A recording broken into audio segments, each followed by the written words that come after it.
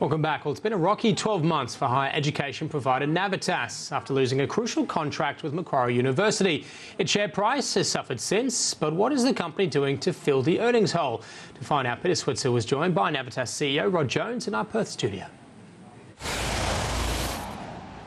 Rod Jones, CEO and founder of Navitas. Thanks for joining us on Switzer. That's quite right. So why don't you give us a history of Navitas? Well, the company really grew out of a recognition about 20 years ago that international students coming into Australia were struggling and were not succeeding at university, and it had nothing to do with academic ability. It really was all the transitional issues they'd face arriving in a new country, different culture, different education system, different language, and really the way they were being dumped into a university's classes, they just weren't succeeding. It really was about establishing a different model to try and meet the needs and requirements of these students so that they were able to succeed. And I think that with our first university, they could see the benefits in what we were proposing. We put that together, and the model has just gone from there, from one university to now 32 universities around Australia, and about 111 different campuses around the world. Well, I've got to say, when I was a young academic, I used to give up an hour of my week to go and teach in the foundation at UNSW to help the students that you now teach. Was it you that saw the business opportunities that universities were actually catering, but maybe not catering for it as well as they should? Look, I think the business opportunity was, yes, around that, but it wasn't so much in putting them into foundation programs. Academically, these students had the attributes to be able to succeed in the first year of a degree program. What they didn't have was the English language necessarily, or the capacity to effectively succeed within the university environment, first year environment as it existed.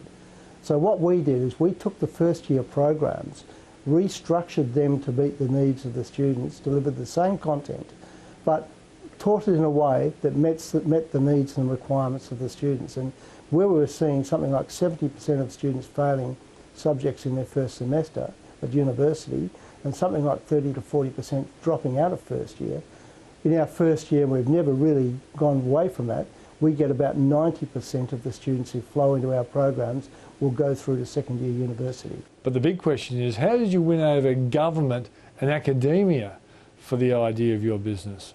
Government wasn't so much of a problem, but certainly academia absolutely was. And I think what it was is that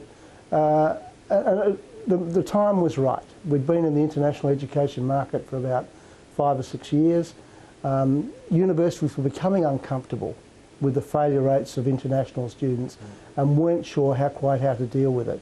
And I think also international students aren't really their core business. It's, they're dealing with a whole, 20,000 students in the university. It's difficult to focus your efforts on 300 or 400. So I think what we did is we were able to say, okay, we'll take that pool of students for you and provide for them the environment where they will get the success they need. And as I said, from day one, it was a success. Why don't you tell us about the many aspects of your business? Well, really, we've got 3 core divisions. The first one is our core business in the university programs division, and that's around international students flowing into university at second year level. Interesting enough, it started off being just international students, but within Australia, a large proportion of our students are now domestic.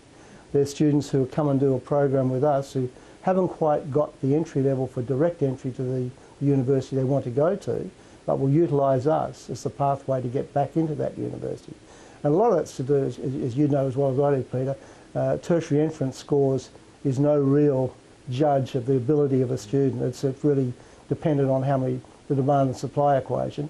So these people, students who've come through year 12, who haven't understood the need to get that score, have the academic ability, but didn't jump the hurdle, and now need to be able to, they use us as the way to get to where they want without wasting time and losing, or going to somewhere they don't want to go.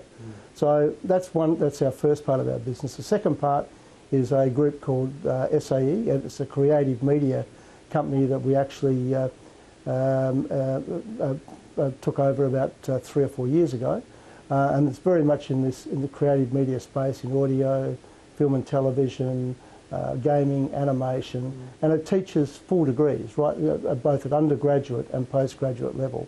And it's a very interesting concept because it's domestic facing, but we're across 27 countries with 56 colleges. So it's very spread around the world. It's the largest creative media company in the world, education company in the world. So very interesting space to be in because it's probably one of the fastest growing areas of education at the moment.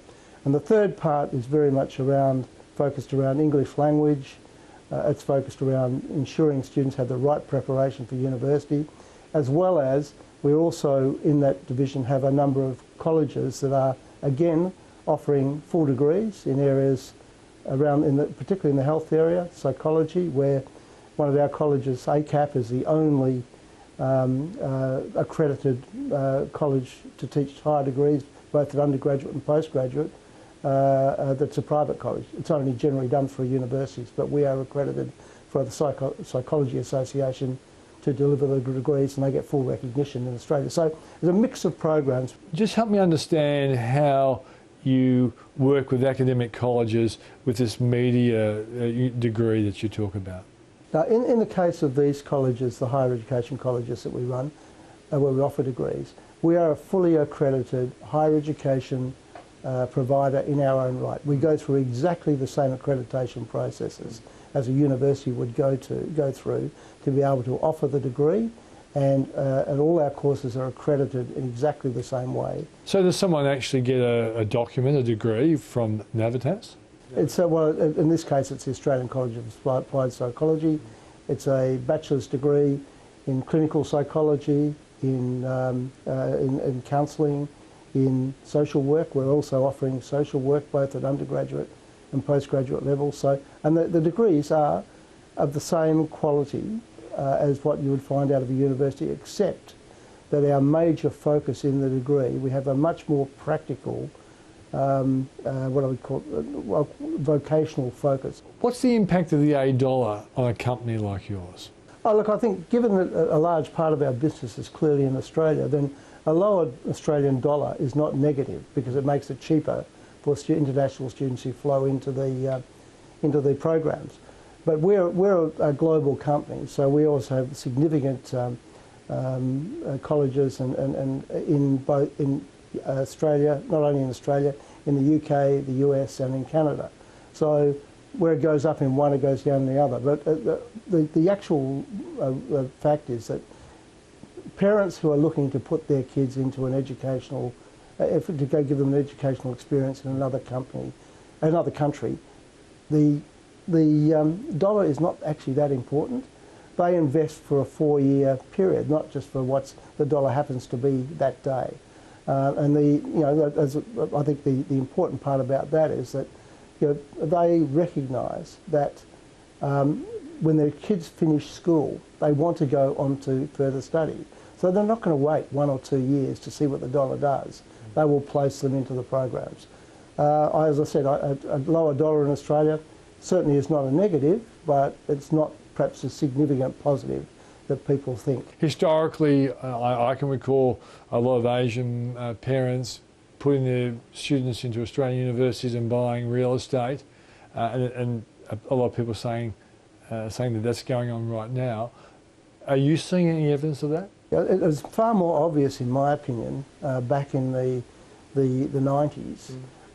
Probably less so now. I can't honestly say there's anecdotal evidence to suggest that, but am I seeing direct evidence? Probably not. Now, one problem that hit your share price was the Macquarie University story. So talk us through that. Look, the Macquarie story was a situation where a new Vice-Chancellor came in, new leadership team came in, and they decided that the way they wanted to go forward was to control everything by the university itself. From our perspective, it was completely out of the blue. We had no knowledge or understanding it was coming, so it was quite a shock to us when it happened. But look, he's got his own strategic direction that he wants to take the university. That's his right, and by all means, We don't think it's particularly smart, but You hope it doesn't work. Yeah. No, I'm not saying that. I think we're working through the wind down of the arrangement now, and I think we're doing it in an appropriate way that's to the benefit, particularly of the students. The last thing I want to do is impact negatively on students because of a changed relationship. On the other side of it, clearly with the relationship with Macquarie now winding back, it's important to us that we actually look to fill that hole, if you like, and we announced yesterday a new relationship with the University of Western Sydney.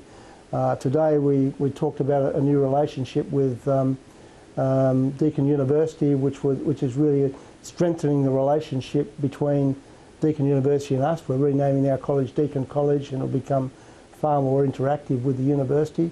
The UWS agreement is a different model. It's more of a joint venture model where there's probably more engagement of the university within the process. And we've also got 2 or 3 other things on the go that obviously can't talk about at the moment, which are all geared around ensuring that the loss of the Macquarie contract gets overcome as quickly as possible. And that is all we have time for on this program for this evening. Thanks for watching.